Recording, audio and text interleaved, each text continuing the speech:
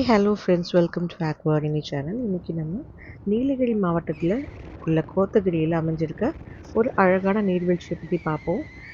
விரித்திருக்கும் தேயிலை தோட்டங்களும் இவற்றுடன் இரட்டை கொட்டு நீர்வீழ்ச்சியும் சேரும்போது கேத்தரன் நீர்வீழ்ச்சியின் தோற்றம் கிடைக்கிறது. இந்த நீர்வீழ்ச்சிக்கு ஒரு சுவாரஸ்யமான பெயர் உண்டு.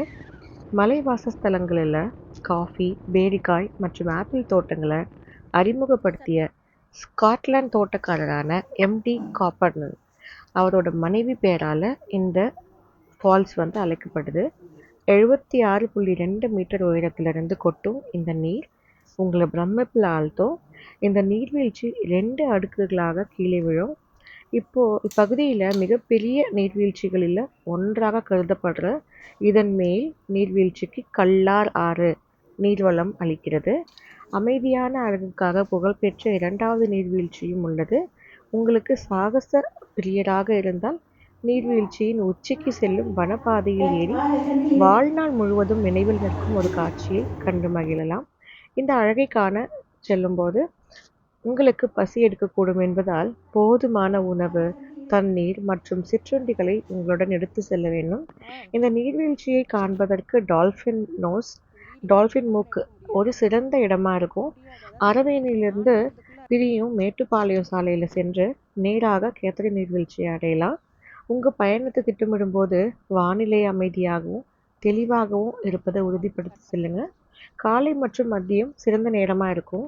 அதற்கேற்ப உங்களை பயணத்தை திட்டமிட்டுக்கோங்க. இந்த நீர்வீழ்ச்சியை சுற்றியுள்ள மயக்கும் காட்சி ஒரு நாளை கழிக்க இதனை ஒரு மனதை கவரும் இடமாக மாற்றுது. நாங்கள் போகும்போது பயங்கரமான ஃபாக் அண்ட் மிஸ்ட் சுற்றி வந்துருச்சு.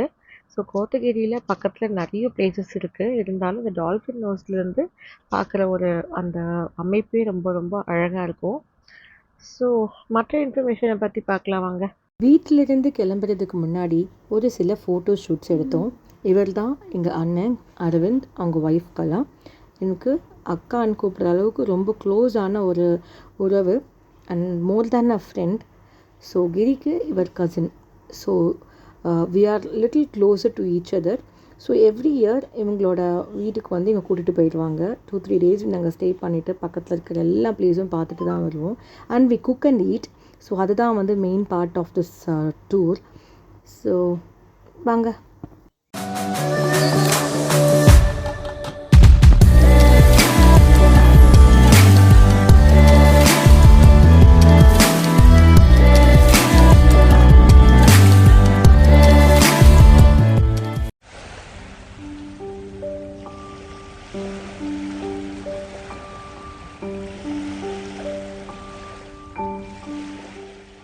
குன்னூரோட கேத்தரின் நீர்வீழ்ச்சி நேரங்கள், நுழைவு கட்டணம், படங்கள், பார்வையிட சிறந்த நேரம், இருப்பிடம் மற்றும் தகவலை நான் கண்டிப்பாக இதில் ஷேர் பண்ணுறேன்.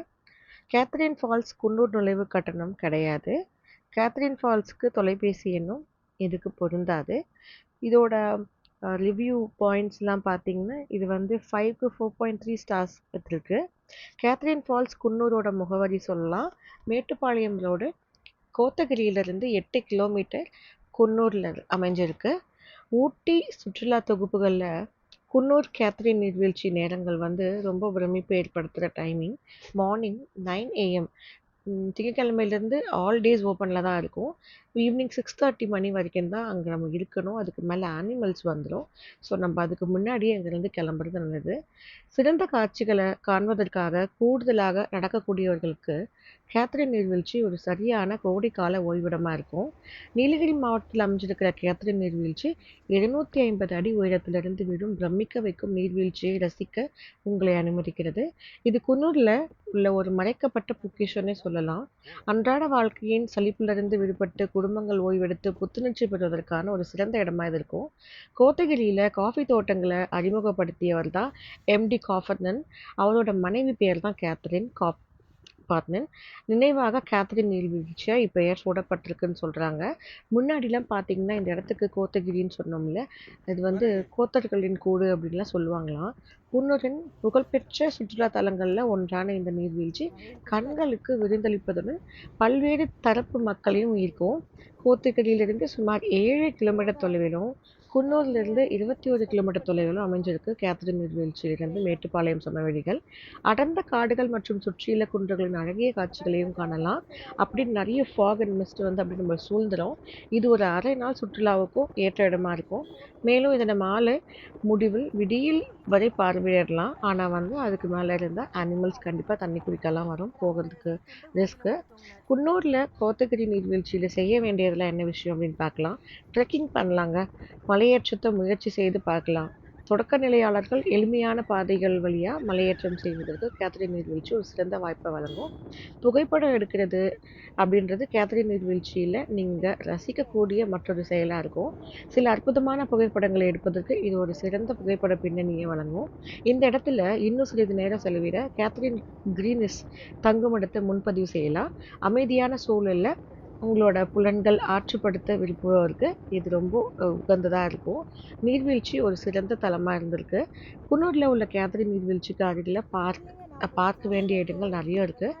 கேத்ரின் நீர்வீழ்ச்சி காட்சிகளை காண்பதை தவிர இதன் அருகில் இடங்களை சுற்றி பார்க்க பல வழிகள் இருக்குது. உங்கள் விடுமுறை காலத்திற்கு ஏற்ப உங்கள் பயணத்தை திட்டமிட்டு வகுக்க நான் வந்து இங்கே உதவி செய்கிறேன்.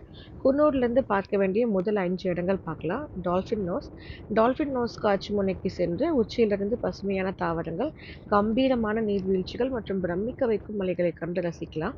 இங்கிருந்து தேயிலை தோட்டங்களுடன் கூடிய இயற்கை அழகின் தடையற்ற காட்சியை நீங்கள் காணலாம். அப்புறம் பார்த்தீங்கன்னா ரல்லியா ஆனை, மற்றொரு அதே அளவு கவர்ச்சிகரமாக சுற்றுலாத்தலம் ரல்லியா அணை ஆகும். இங்குள்ள காட்டில் காட்டெருமைகள் மற்றும் மலபார் அணில்கள் போன்ற பல்வேறு வகையான விலங்குகளை காணலாம். இது கேத்ரின் நீர்வீழ்ச்சியிலிருந்து ஒரு குறுகிய வாகன பயண தூரத்தில் அமைஞ்சிருக்கு. அதுக்கப்புறம் சிம்ஸ் பார்க். உங்கள் ஊட்டி சுற்றுப்பயணத்தின் போது சிம்ஸ் பார்க்கில் ஒரு சிறிய நடைப்பயணம் மேற்கொள்ள மறக்காதீர்கள். மாலையில் சரிவில் அமைந்துள்ள இந்த பூங்காவில் 1000க்கும் மேற்பட்ட வண்ணமயமான மலர்கள் மற்றும் தாவர இனங்கள் இருக்கும். இது டால்ஃபின் நோஸிலிருந்து வெறும் 6 கிலோமீட்டர் தொலைவில் இருக்குது. அதுக்கப்புறம் அரசு தாவரவியல் பூங்கா.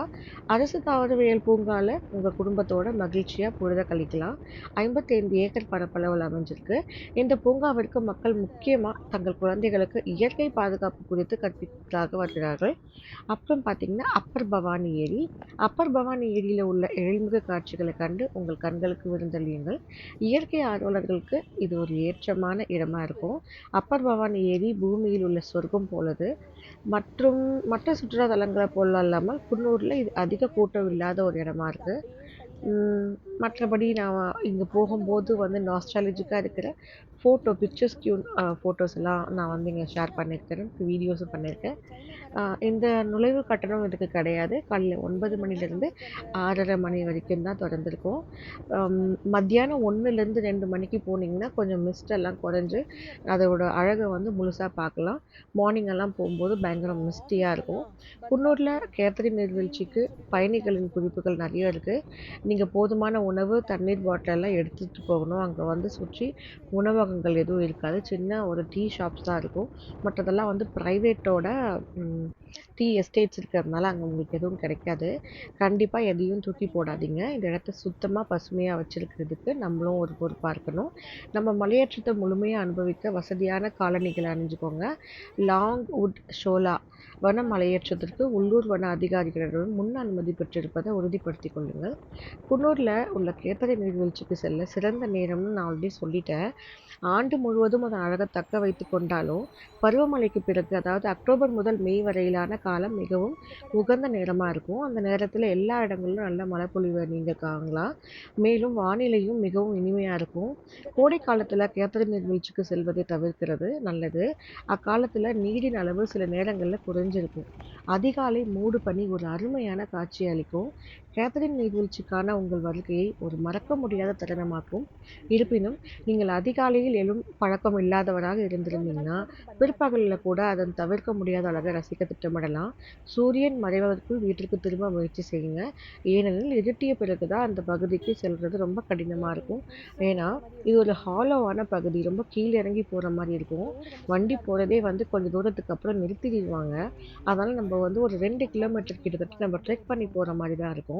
ஸோ இங்கே பஸ்ஸஸ்லாம் நம்ம பஸ்ஸில் போனாலும் சரி, அங்கே கொஞ்சம் தூரமே தள்ளி நம்மளை வந்து இறக்கி விட்டுருவாங்க. அதனால இது வந்து ரொம்ப ரொம்ப நல்ல விஷயம். நம்ம கொஞ்சம் சீக்கிரமாக ஒரு இடத்துக்கு போயிட்டு சீக்கிரமாக விட்டு வந்துடுறது ரொம்ப நல்ல விஷயம். லேட் ஆகிடுச்சுன்னா கண்டிப்பாக அந்த இடத்துக்கு போக ட்ரை பண்ணாதீங்க. அனிமல்ஸ் கிட்டேயோ இல்லை வந்து வெளியில் வர முடியாமல் பஸ்ஸுலாம் இல்லாமல் மாட்டிக்காமல் இருக்கிறதுக்காக நான் இப்படி உங்களுக்கு சொல்கிறேன்.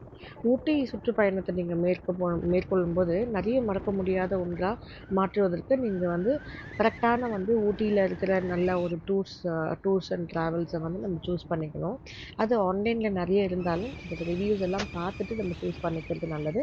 இப்போல்லாம் நிறைய ஹோம் ஸ்டே அப்படின்னு சொல்லிட்டு நம்மளை வந்து ஆன்லைன் ஸ்கேமர்ஸ் நிறைய இருக்குது. இங்கேன்ட்டு இல்லை, கொடைக்கானல்லையும் இந்த மாதிரி நிறைய நடக்குது. ஸோ ஒரு வாட்டிக்கு 2 வாட்டி நல்லா உறுதி செஞ்சுட்டு போடுங்க. ரெப்யூட்டடாக இருக்கிற இதில் நம்ம ட்ரை பண்ணுறது நல்லது.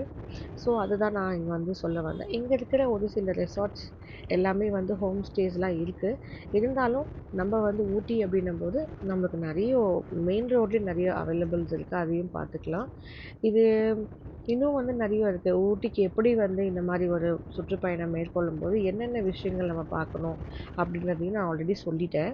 உங்களுக்கு வேறு ஏதாவது இன்ஃபர்மேஷன் தேவைப்பட்டுச்சுன்னா எனக்கு கமெண்ட்ஸில் சொல்லுங்கள். நான் வந்து அதை பற்றி இன்னும் டீட்டெயில்டாக உங்களுக்கு ஷேர் பண்ணுறேன். மேபி உங்களுக்கு டிஎம் பண்ணுறேன். அப்புறம் என்ன விஷயங்க, எப்படியோ நாங்கள் அழகாக ஊட்டி டூரெல்லாம் முடிச்சுட்டு நாங்கள் கோத்தகிரியில் எங்கள் கசின் வீட்டில் ஸ்டே பண்ணிவிட்டு அங்கேயே நாங்கள் வந்து கேத்ரின் ஃபால்ஸ்க்கு போகலாமா வேணாமா அப்படின்னு ரொம்ப ரொம்ப யோசிச்சு தான் போனோம். ஏன்னா இங்கே ரொம்ப ரொம்ப ஃபாக்ஸ் இருந்தது. நிறைய பீப்புள் வந்து அங்கே நின்று ஃபோட்டோஸ் எடுத்துகிட்டு இருந்தாங்க. அந்த பாதையில் தான் வந்து பார்க்கும்போது நிறைய வந்து காட்டெருமைகள் வந்து மேய்ஞ்சிட்டு இருந்தது. எனக்கு அது பார்க்கும்போதே பயம் வந்துருச்சு. அதுவும் ரொம்ப மேலே ஒரு 20க்கு மேலேயே வந்து காட்டெருமைகள் இருந்திருக்கலாம், ஓரளவுக்கு எண்ணி பார்க்கும்போது. அப்புறம் இந்த மரமெல்லாம் பார்க்க ரொம்ப வந்து இதுவாக இருக்குது. இந்த இடத்துக்கு பேர் ஹாபிட் அப்படின்னு சொல்லிட்டு ஒரு டீ எஸ்டேட்டு. இதுவும் ரொம்ப நல்லா இருந்துச்சு. நீங்கள் பார்க்கும்போதே இந்த இந்த மண்ணெல்லாம் இருக்குது பார்த்தீங்களா, செம்மண் மாதிரி இருக்குல்ல, இதையெல்லாம் வந்து இங்கே இருக்கிற கேத்தரின் கோத்தகிரி மக்கள் இருக்காங்களே, அதாவது நம்மளோட பழங்குடியினர் இருக்காங்களே, இந்த மண்ணை வந்து இன்னுமே குகை மாதிரி வந்து அமைப்பு இருக்கிற இடத்துல அந்த மண்ணை குடஞ்சி தான் நிறைய பேர் வீட்டுக்கு வந்து சுண்ணாம்பு மாதிரி அதை வந்து பூச ட்ரை பண்ணுறாங்க. இதனால் என்ன ஆகும்னா மண் சரிவு ஏற்படாதுங்களாம் அவங்கவுங்க வீட்டுக்கு. ஏன்னா இப்போ நம்ம ஊட்டியில் கோத்தகிரியில் இந்த மாதிரி இடத்துல வீடுகள் எல்லாமே வந்து ரொம்ப சரிவான இடத்துல கட்டியிருப்பாங்க. ஆனால் அந்த வீடுகளுக்கு ஒன்றும் ஆகாத காரணம் வந்து இந்த மண்ணதோட இதுதான் சொல்கிறாங்க. அந்தளவுக்கு அது வந்து ரொம்ப சக்தியாக ரொம்ப ஸ்ட்ராங்காக இருக்குமா. உங்களுக்கு இந்த மாதிரி ஏதாவது இன்ஃபர்மேஷன் தெரிஞ்சால் அதை பற்றியும் எனக்கு சொல்லுங்கள். அப்புறம் இங்கே போகிற வழியில் ஒரு முக்கியமான விஷயம், இங்கே வந்து ஒரு ப்ராப்பரான டீ எஸ்டேட் இருக்குது. அந்த எஸ்டேட் வந்து டீயும் ரொம்ப நல்லா இருந்துச்சு. இன்ஃபேக்ட் வந்து என் ஹஸ்பண்டோட கிளாஸ்மேட் அப்படின்னு அவர் சொன்னார் ஸ்கூலில் படிக்கும்போது. ஸோ அந்த இதுக்கும் நாங்கள் மிஸ் பண்ணாமல் அவங்களோட டீ அவுட்லெட்டில் வந்து வாங்கிட்டு வந்தோம். அந்த டீ ஷாப்போட பேர் என்னன்றது நான் அப்புறமா உங்களுக்கு இன்ஃபார்ம் பண்ணுறேன். ஏன்னா உங்களுக்கு ஏதாவது இம்பார்ட்டன்ட் டீ நேம்ஸ் தெரியும்னா சொல்லுங்கள். அண்ட் இப்போ ரீசெண்டாக டீ பாய் அப்படின்ற ஒரு ஷாப்ஸ் வந்து ரொம்ப ஃபேமஸாக இருக்குது சென்னையில். அண்ட் மோரோவர் கோயம்புத்தூரில் எல்லா இடத்துலையும் நிறைய ஃப்ரான்ச்சைஸ் அண்ட் ஷாப்ஸ் வைக்க ஆரம்பிச்சிட்டாங்க எல்லா அவுட்ஸ்கர்ட்ஸ்லையும். இப்போ இந்த மாதிரி ஊட்டி சைட்லலாம் பார்த்தீங்கன்னா டீ ஃப்ரெனிங் டே அப்படின்னு சொல்லிட்டு ஒரு கடை வந்து ரொம்ப ஃபேமஸ் ஆகிட்டு வருது. அதுவும் ரொம்ப நல்லாயிருக்கு. ஸோ ஹனி டியூ கலரில் வந்து தே ஆர் மேக்கிங் டீஸ் அப்படின்னு சொல்கிறாங்க. டீ ஃப்ரெண்டிங் டே. இதுக்கப்புறம் இந்த அரவேணூர் சைடில் நம்ம வரும்போது ஊட்டி வர்க்கி செய்கிற கடைகள் நிறைய இருக்கும். நிறைய பேர் அடுப்பு வச்சு செஞ்சிட்ருப்பாங்க. அங்கே நம்ம வாங்குறது நல்லாயிருக்கும். ஸோ இன்னும் சொல்லணும்னா ஊட்டி வர்க்கியெல்லாம் பார்க்கும்போது ரொம்பவே டெம்டிங்காக இருக்கும் ஸ்மெல்லும் எதுவுமே. அண்ட் அரவேணூர் அந்த பக்கம் பார்க்கும்போது ஒரு ஷாப் இருக்குது, கேக் ஹவுஸ்ன்னு சொல்லிட்டு. ஸோ இங்கே brownies and நட்டீஸ் and cakes and other items எல்லாமே இங்கே ரொம்ப ரொம்ப டேஸ்ட்டாக ரொம்ப நல்லாயிருக்கும், கேக் ஹவுஸ்ன்னு சொல்லிட்டு. இப்போ பார்த்தீங்கன்னா இப்போ மூடு பனி எப்படி வந்து மறைஞ்சிருக்கு, அங்கே இருக்கிற ரோடே தெரியல அப்படின்றது பாருங்கள். எனக்கு கிட்டத்தட்ட வந்து ரோஜா படத்தில் வர வந்து அந்த வெள்ளை பனி சாங் தான் ஞாபகம் வந்துச்சு. அந்த அளவுக்கு வந்து ஃபாக் வந்து பிரம்மாண்டமாக பிரமிப்பு ஊட்டுற வகையில் இருந்துச்சு. எனக்கு இந்த கோத்தகிரி ட்ரிப்பில் வந்து பிடிச்சதே the final day to the Catherine Falls trip தான். இருக்கிறதுக்குள்ளேயே எனக்கு மொபைலோட பேட்டரி டவுன் ஆயிடுச்சு. அதுக்கப்புறம் நாங்கள் இதெல்லாம் டூர் முடிச்சுட்டு நாங்கள் அப்படியே மேட்டுப்பாளையம் இறங்கிட்டோம். தேங்க்ஸ் ஃபார் வாட்சிங் கைஸ். இன்னொரு விலாகில் பார்க்கலாம்.